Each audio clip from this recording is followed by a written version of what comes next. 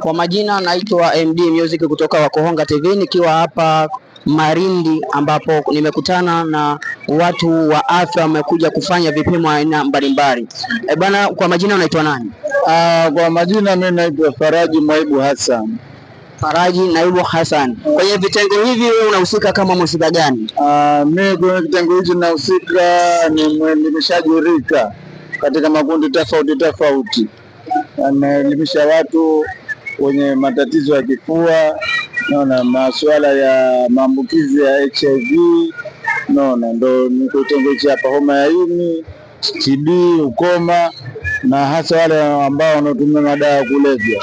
Huduma hizi zimeanza muda gani na huduma hizi ni kila mwaka ama ni serikali tu imeamua kwa msimu huu? Huduma hizi zimeanza muda mrefu sana. Mimi hapa na mwaka wa 10 nafanya huduma hizi hapa, na kila baada ya kila baada ya miezi 6 tunakuwa tunavani ili magari tunatembelea mkoa hadi mkoa, wilaya hadi wilaya, tunafanya shughuli kama hizi. Ina maana huduma hizi ni bure kabisa kwa wale ambao labda wanaogopa kuja kupima, maana watu wengi wanaogopa kuja kupima, wanaona labda watachajiwa pesa. Huduma zenu zimekaaje kwenye hili? Ni kweli kabisa, huduma hizi kwetu sisi ni bure kwa mwananchi yoyote tu yule, haijalishi ametoka nchi fulani, mzaliwa nini, binadamu yoyote tu yule mwenye kujihisi kama yeye ana tatizo, kwa sababu tunawatangazia.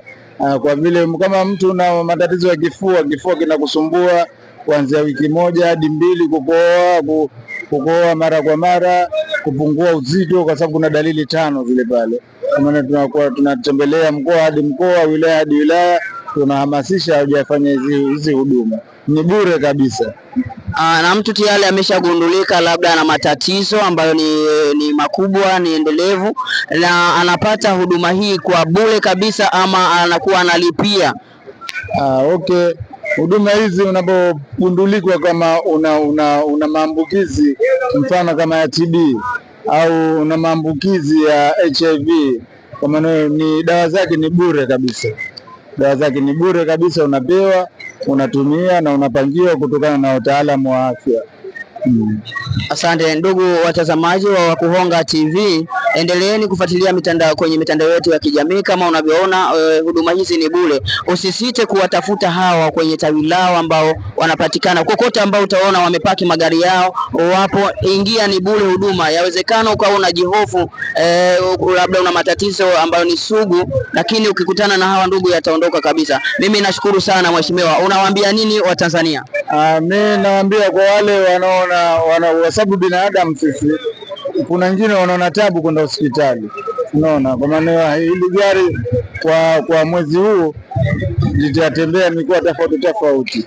Kwa mfano leo tumekuja hapa Malindi sokoni, kesho tunakwenda sokoni Kwerekwe, kesho kutwa tunakwenda Chuini, na kesho kutwa tena tunakwenda kaskazini natembea wilaya zake pamoja na vitongoji. Kwa maana yule mtu mwenye wasiwasi au mwenyewe tu unajua vizuri, bora ujijue kuliko kuwa hujijui, basi aje. Huduma zetu ni bure na zinapatikana kwa urahisi kabisa, sio ile pole ni kubwa, kwa sababu wako madokta wengi. Unaona, kwa maana ukifika asihofu muda wala asihofu wakati. Akija amechelewa kwa dakika zake 15 17 kishaondoka, kishapata majibu yake yote, na dawa zetu ni bure kabisa. Asante sana ndugu Hassan. Haya.